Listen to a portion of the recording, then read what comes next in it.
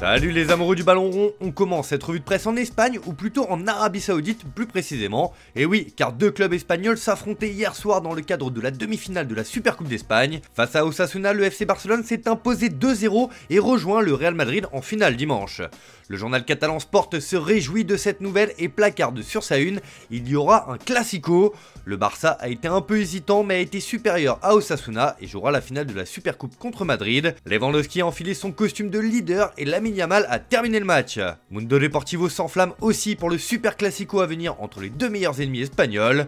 Un Barça revitalisé n'a pas failli face à Osasuna et défendra sa couronne lors d'une nouvelle finale avec le Real Madrid. La blessure de Rafinha a été la seule note négative de la soirée, explique le quotidien. Globalement, c'est toute la presse ibérique qui est en feu avant ce choc. AS parle de règlement de compte car Madrid cherche à se venger de la finale de la Supercoupe 2023 et le Barça cherche à chasser ses fantômes. De son côté, Marca évoque aussi que le Barça est attendu de pied ferme par les merengues pour cette super revanche après la finale de l'année dernière. Ça s'annonce épique.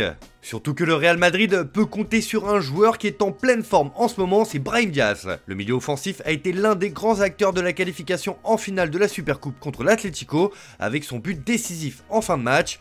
Du coup ce matin la presse madrilène le met en avant car il prend de plus en plus de place depuis le début de la saison, à tel point qu'il devient l'une des superstars de cette équipe comme l'annonce AS dans ses pages intérieures. Il revendique sa place dans le 11 de départ madrilène et une convocation en équipe nationale. Il continue d'accumuler les mérites pour devenir un joueur majeur. Il a atteint 35,2 km/h dans sa course face à Oblak pour marquer le but du 5-3 du derby. Pour Marca, Brahim est le plus efficace. Le joueur de 24 ans marque ou est impliqué dans un but toutes les 91 minutes. C'est le seul joueur du Real Madrid à avoir marqué en Liga, en Ligue des Champions, en Coupe et en Supercoupe. 6 buts et 3 passes décisives en un peu plus de 800 minutes de jeu. Pas mal et ça mérite de le voir encore un peu plus pour les médias locaux. On file en Italie avec les derniers quarts de finale de la Coppa qui se disputaient hier entre la Juventus et Frosinone, et la vieille dame s'est baladée en écrasant son adversaire du soir 4-0. Pour la Gazzetta dello Sport, c'était une maxi Juve, encore une démonstration en coupe, ils vont en demi-finale. Milik marque 3 buts, Yildiz encore un super but, Frosinone est écrasé. En avril, double défi avec la Lazio, rapporte le journal au Papyrose. Même son de cloche sur la couverture de Tuttosport qui met en avant la performance d'Arkadiusz Milik qui a réalisé un festival d'après la publication turinoise. But et spectacle, Allegri s'est toujours trouvé de nouvelles ressources, l'équipe progresse à tout point de vue. La confiance monte dans la remontée du Scudetto, explique Tuttosport.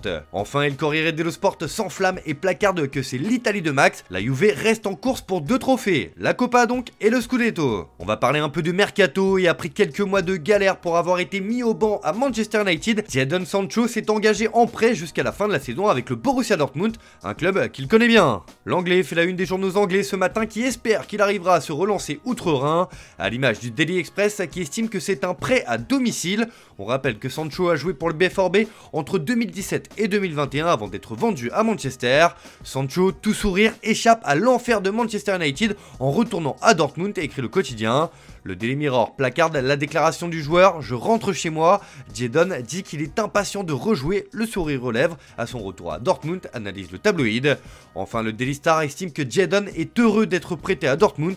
Les jours heureux reviennent. Bref, les médias du royaume espèrent que l'international anglais va se relancer en cette deuxième partie de saison afin d'être en forme pour l'Euro avec les Three Lions l'été prochain. On reste dans le royaume de Sa Majesté où une bombe a été lâchée hier concernant Newcastle. Comme le reprend The Times sur sa une ce matin, Newcastle pourrait devoir se séparer de ses stars. Le club dit qu'il risque d'enfreindre les règles du fair play financier. Comme l'a expliqué hier Darren Fales, le directeur général de Newcastle, les Toons vont devoir vendre dans les prochains mois pour rester dans les règles. Le club a annoncé ces derniers jours avoir subi une perte de 150 millions de livres, soit 150 millions d'euros. Les Toons n'ont pas vraiment d'autre choix s'ils veulent rester dans les clous du fair play financier et ne pas être sanctionnés. Il faut vendre pour éponger ces pertes colossales. L'argent récupéré permettra en partie à des investissements sur de nouveaux éléments et ainsi pérenniser le club pour le maintenir en haut de la première ligue, l'objectif majeur. Et pour The Guardian, Newcastle ne va pas avoir d'autre choix que de vendre une star de son effectif, alors forcément tous les regards sont tournés vers Bruno Guimaraes. Le Brésilien est peut-être le joueur le plus bankable mais surtout le plus courtisé ces derniers temps, c'est ce que constate aussi le Daily Star qui parle de la vente d'une star et c'est forcément le nom du Brésilien qui ressort. Bruno Guimaraes a une clause libératoire de 115 millions d'euros cet hiver et est dans le viseur du PSG, affaire à suivre. On termine ce tour de la presse en France avec le retour de la Ligue 1 ce soir à l'occasion de la 18e journée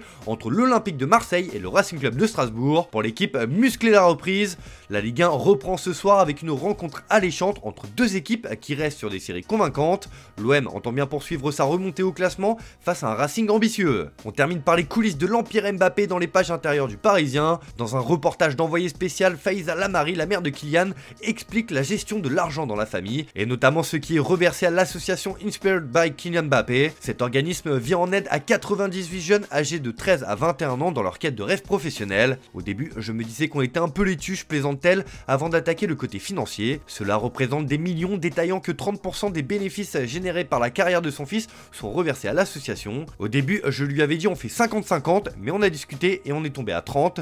Cette somme, c'est en grande partie le PSG qui lui verse à travers son énorme contrat signé en 2022 et qui a donc causé quelques soucis l'été dernier, ce que Faiza Lamari assume parfaitement. Il n'y a pas de culpabilité ni de honte, si on avait pu prendre 10 milliards, on les aurait pris car c'est le système qui veut ça. En attendant, l'avenir de Kylian Mbappé est toujours au centre des débats.